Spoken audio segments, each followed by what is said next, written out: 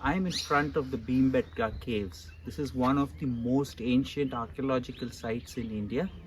It is said that the Indian history starts from right over here. Let us go in and see these ancient cave paintings and try and learn more about them. Come along.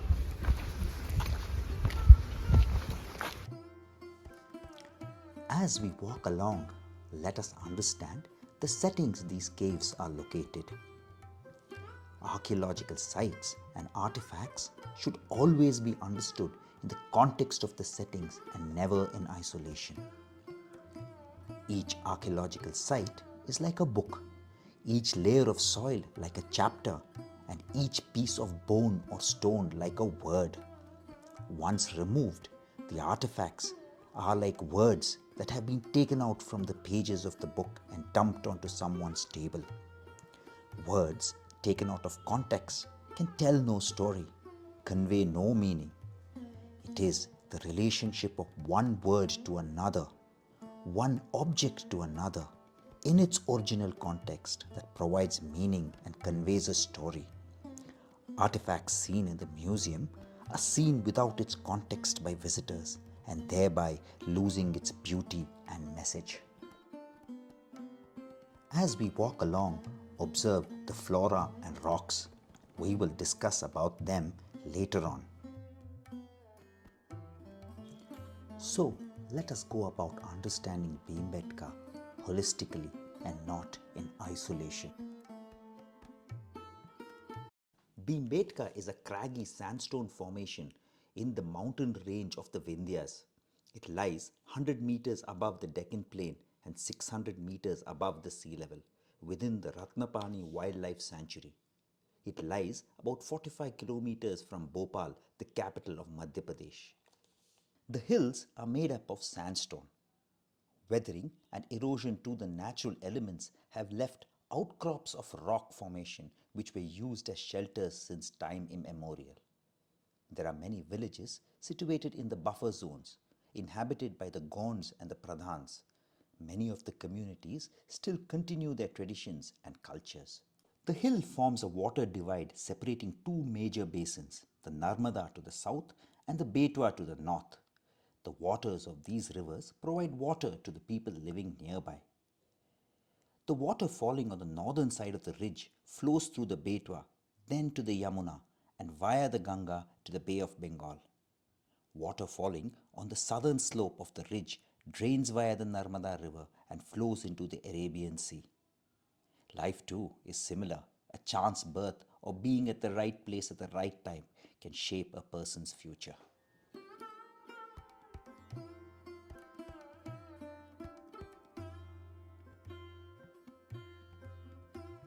Let us take a turn backwards to the past and hear an interesting story about how Bhimbetka was discovered.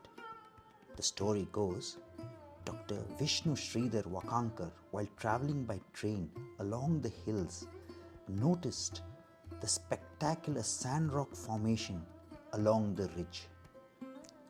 With his training in archaeology, his mind saw what others did not, and he apparently deboarded the train at the next station and set about exploring the hills, and Bhimbetka was discovered and introduced to the world. This story reminds me that we are nothing but a projection of our own mind. Bhimbetka was discovered as Mr. Wakankar's mind saw what thousands before him could not see from the window of the train. He continued to work in this area for the next few decades. Other archaeologists who have worked here are K.D. Vajpayee, S.K. Pandey, V.N. Mishra, and Y. Matpal. Y. Matpal has also done extensive studies about Bhimbetka paintings. We need to offer our namaskars to them before we proceed further. Bhimbetka is located in the Raisen district of Madhya Pradesh, almost in the middle of India. The name Bhimbetka is a corruption of the Hindi word Bhimbaitka, meaning seat or sitting place of Bhim, one of the Pandava brothers. Interestingly, Bhim is worshipped by several tribes inhabiting the forests and hills in the surrounding area. Let us have a look at the map showing the location of these rock shelters. These rock shelters are located in 1,892 hectares of core area comprising of 5 hills, namely Bhimbetka, Bhondrawali, Bhimbetka. We will be having a closer look at these rock shelters later on in the video. Lakka Juara East and Lakka Juara West. The Ratnapani Wildlife Sanctuary is located in this area.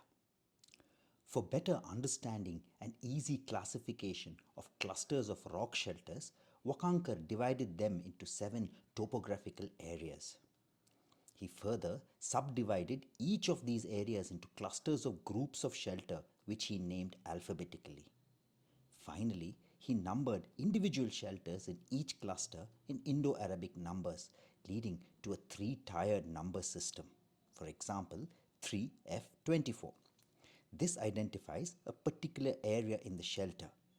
We will be using this classification later on in the video to identify the shelters being described. The Bhimbetka rock shelters showcase a rich timeline of human occupation from the Paleolithic to the historic times. The paintings seen are from these periods. Before we have a look at the paintings, it is important to understand how timeline in the prehistory period was classified. 2 Danish scholars proposed a 3-age system to classify prehistory timeline. They divided the timeline into Stone Age, followed by the Bronze Age, and then the Iron Age, based on the material used to make tools. The Indian Stone Age is divided into Paleolithic, Mesolithic, and Neolithic on the basis of geological age, the type and the technology of stone tools used, and the subsistent base. The Paleolithic period is divided into Lower, Middle, and Upper Paleolithic. A general timeline for each is: the lower is from 2 million years to 1 lakh years ago. The middle from 1 lakh to 40,000 years ago. The upper from 40,000 to 10,000 years ago. However, there is a great deal of variation in this age range. The Mesolithic period was from 10,000 to 2,500 years ago. The ASI use the lower range of each age, and we will be using the ASI age range to identify the various rock art in the Bhimbetka caves.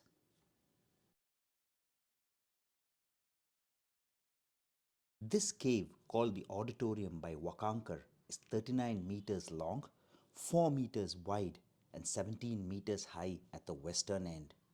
It has 4 openings, 2 each on the east and the west end of the cave. The theory is that the chief sat on the rock at the far end and addressed his people. The walls of the cave are colored milky crimson, and there are bands of many shades from dark purple to light brown and to milky white. The lines indicate that water flowed in this area many eons earlier. Currently, the Narmada flows about 25 kilometers away from Bhimbetka.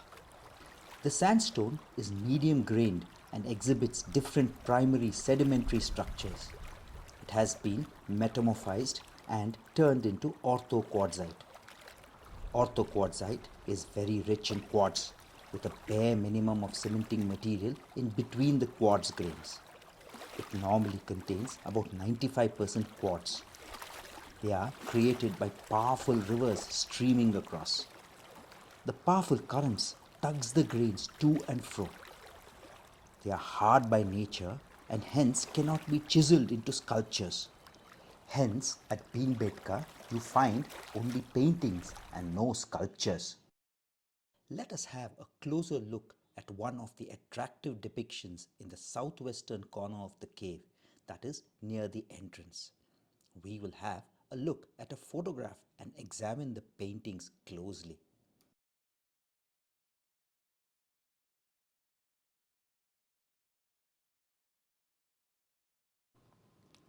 This picture, which is enhanced for better viewing, depicts various animals colored in light and dark red. You can see two bulls,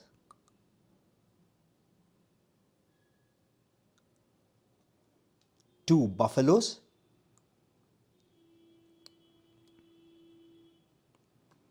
three deer,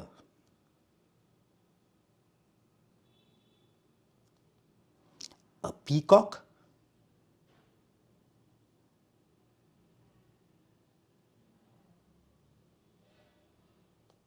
the left hand print of a child,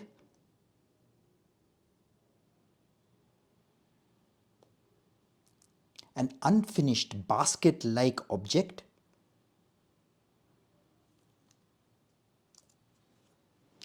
two patches of color. Further, lower down to its left, in this panel, there are pictures of humans and animal figures. In this panel, you can see these drawings drawn skillfully and with different parts being proportional to one another. If you observe very closely, you will also see some faded drawings which has been lost forever. Other animals identified on this panel are a giraffe,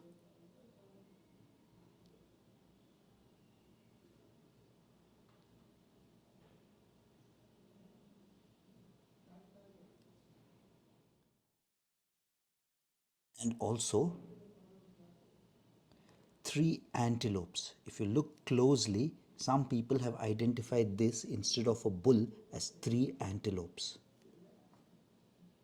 Have a look at this picture long and hard and see if you can identify any other animals.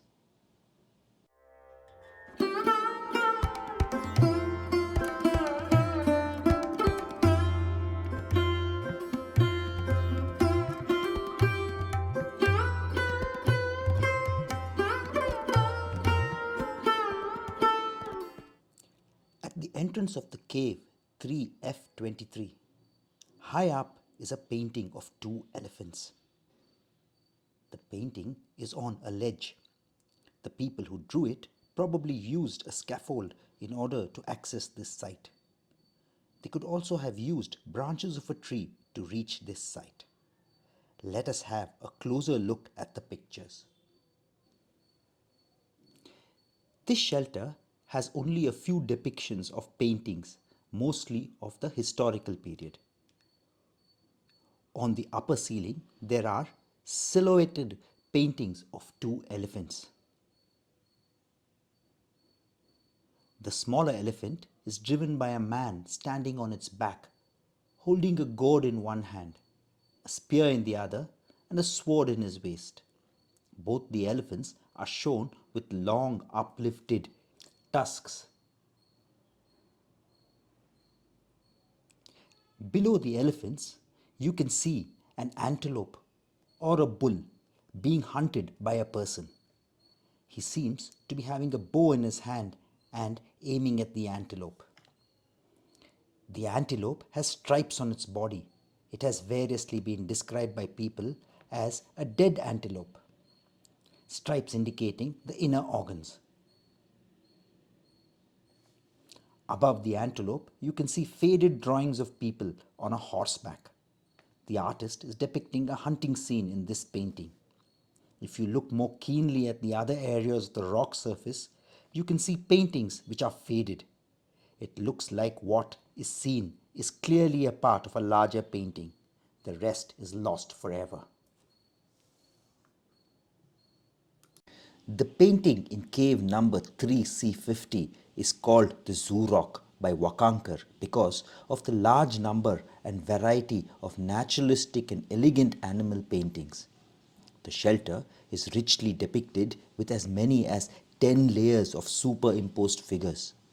The painting belongs mainly to the Mesolithic period, that is, the white colored paintings, and the Chalcolithic and the historical period, that is, the red colored paintings.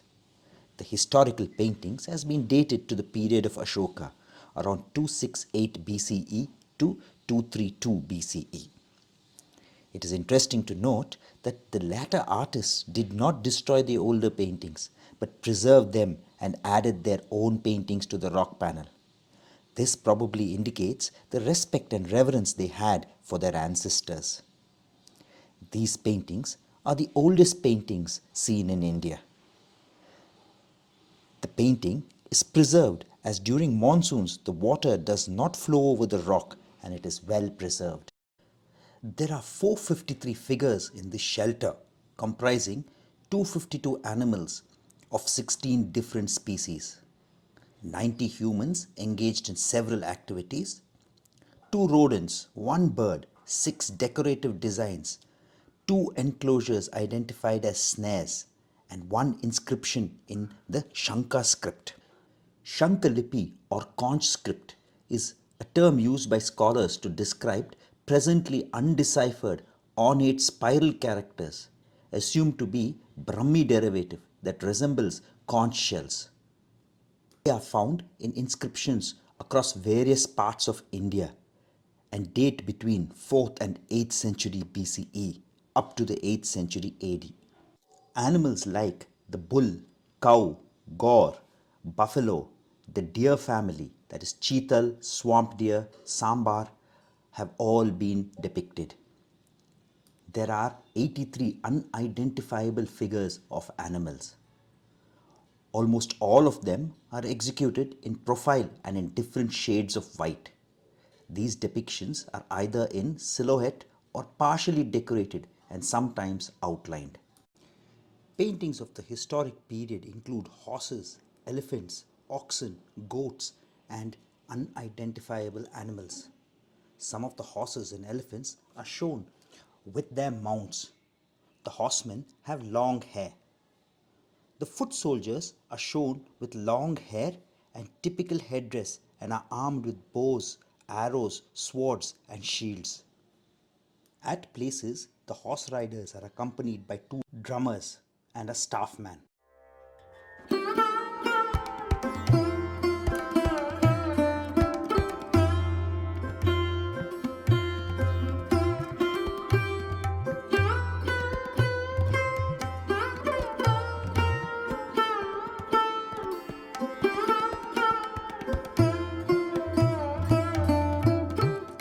This shelter, 3C30, is interesting as it shows various colors used in one place. You can see yellow, green, white. You can also see that there is a base of white color on which the paintings are painted. This is a good time to discuss about the chemical nature of the pigments used in Indian rock cut paintings. Various colors are used in the rock art paintings of India.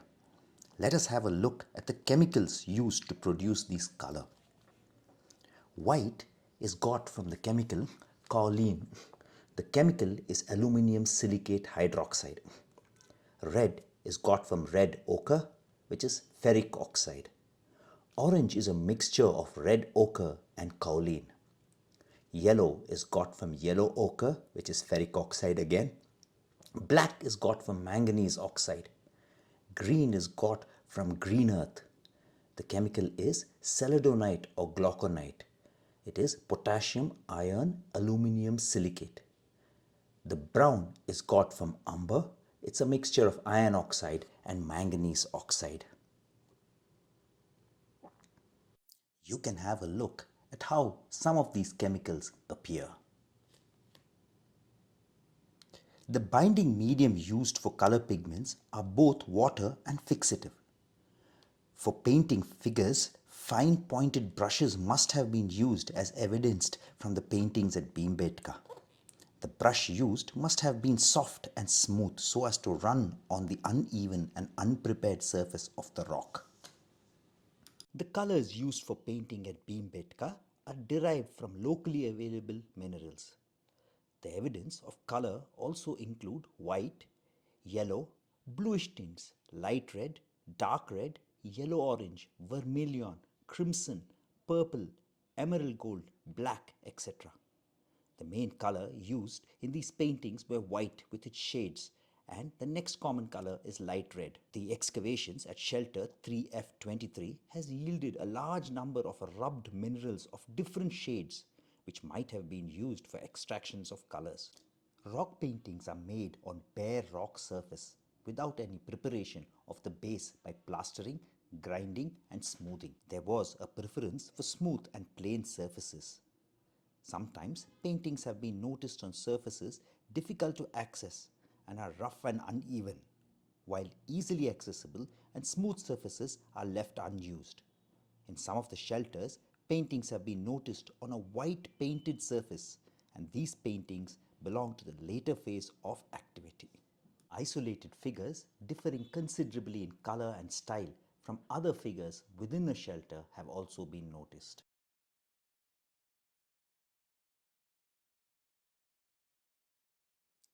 The painting in this shelter shows a floral pattern,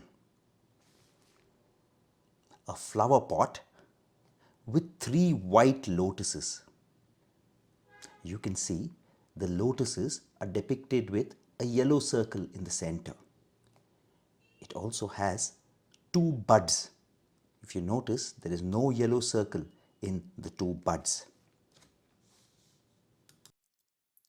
To the right of the flower pot, you can see a beautiful white and robust horse. You can see that its pose represents movement. It is referred to as the Ashwamedha horse by the guides at Bhimbetka. Above the flower pot, you can see a man with a stick or an instrument. To his right is a trident-like structure. Higher up in the cave, there is a white elephant. This elephant is followed by a man.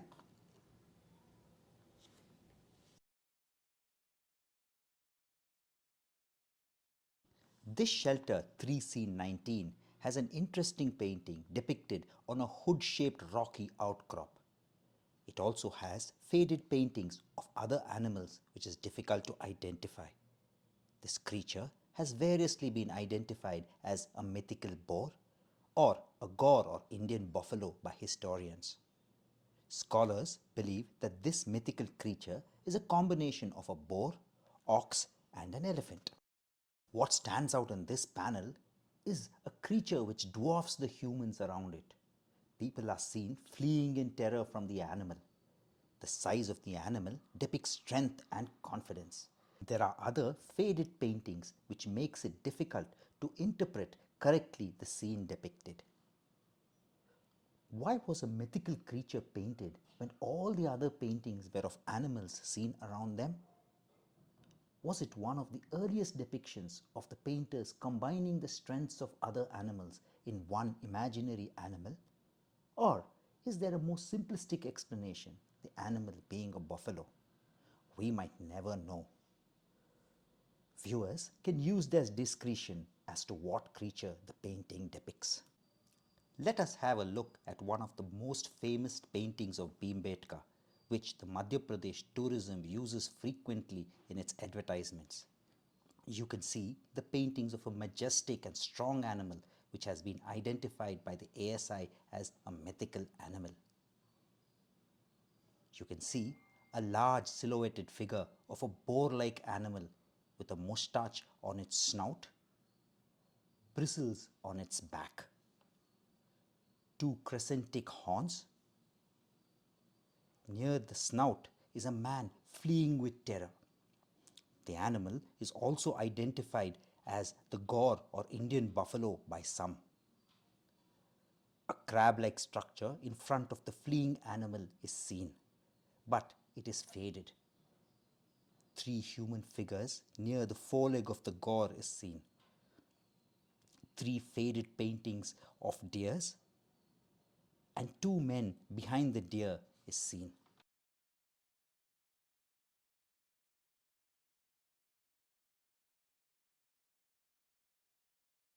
Shelter 3C48 contains beautifully depicted paintings of dancers, drummers, and horse riders.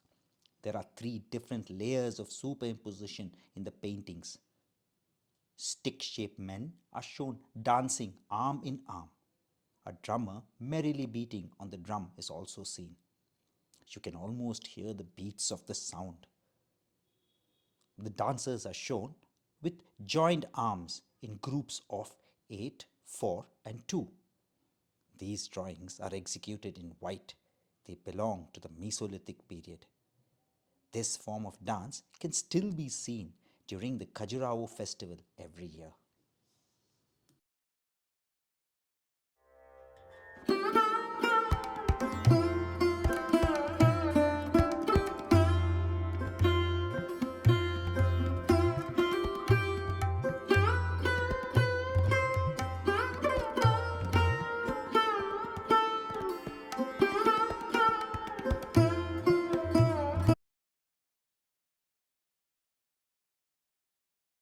This shelter, 3C21, shows a hunting scene.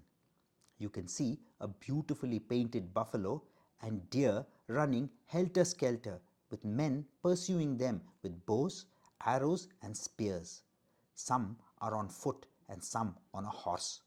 One person seems to have a shield with him. The paintings at Bhimbetka depicts day-to-day activities which people of that time pursued. People of that time were hunter-gatherers. These paintings are like time capsules transporting us thousands of years before our time and giving us a glimpse of the life of our ancestors.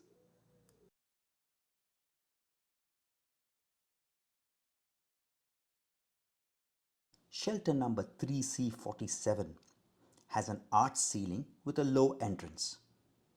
All the figures in this shelter does not have any superimposition and belong to the historic period. One can see the figure of a swordsman riding a horse on the ceiling. Below, there is a depiction of a row of horse riders. These drawings are like current day Worli art. These were probably the starting point of Worli art.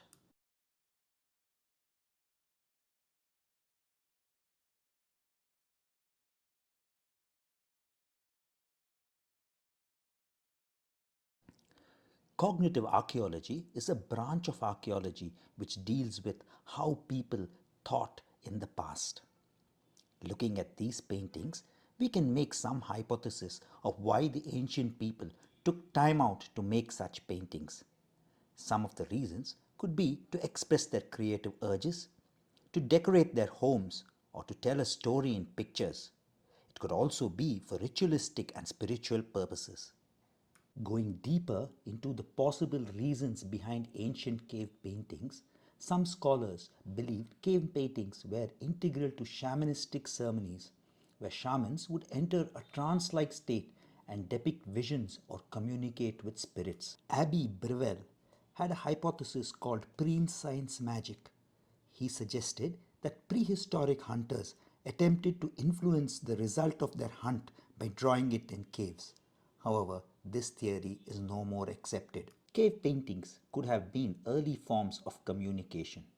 It could have served as a way to convey information within a community, such as hunting grounds, migration routes, or significant events. Anthropologist Philippe Descola felt people were more comfortable using images instead of words to express complex thoughts. Some scholars suggest that cave paintings may be early forms of storytelling, depicting scenes of hunting, daily life, or other events. Other reasons could be for teaching and education, decoration and aesthetics, marking territories, and record keeping. However, in conclusion, there is no way of finding out any one reason for cave art. The reasons could be multifactorial. The viewers are free to make up their own mind about the reason for cave art after taking into consideration all the evidence. Did the Mesolithic people want to leave a memoir of sort for future generations? This is a tricky question to answer. The guide and ASI have been categoric in their assessment that the Mesolithic people did not have any desire to leave behind any memoirs of their life for future generations. I, however, have a different take on this matter. The very fact that generations after generations added to the paintings without destroying the previous paintings indicate they wanted to preserve their ancestors' art, and they also respected the paintings. They also tried to preserve the older ones by painting over them as indicated by the various superimpositions. The later paintings are of the Ashokan period, and by that time Ashoka himself erected various rock edicts and pillars with messages on permanent material like stone. These pillars and edicts can be seen to this day. This indicates people of the Ashokan period wanted their work to be seen by future generations. There is always a need for humans to leave messages for posterity. The Dickinsonia controversy. In 2021, scientists reported finding a 550 million year old fossil of Dickinsonia, an extinct primitive animal, in the Bhimbetka rock caves. They found it in the roof of the auditorium cave. The discovery, if true, would have had significant implications for understanding the age of the rocks in the Indian subcontinent and the evolution of early life. Dickinsonia is an extinct genus of a basal animal that lived during the late Ediacaran period around 550 million years ago. The Ediacaran period spans roughly 635 to 541 million years ago.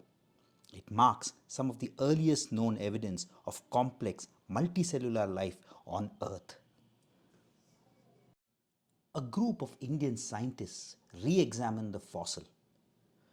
A closer examination revealed that the fossil was actually a decayed imprint of a beehive, not a true fossil of Dickinsonia. Researchers identified honeycomb structures and wax residues within the fossil. Laboratory tests confirmed the presence of bee wax in the samples. Scientific analysis such as Raman spectroscopy and X-ray diffraction analysis further supported the beehive origin. The discovery of beehive imprint led to a re-evaluation of the age of the Vindhyan sandstone in the Bhimbetka region.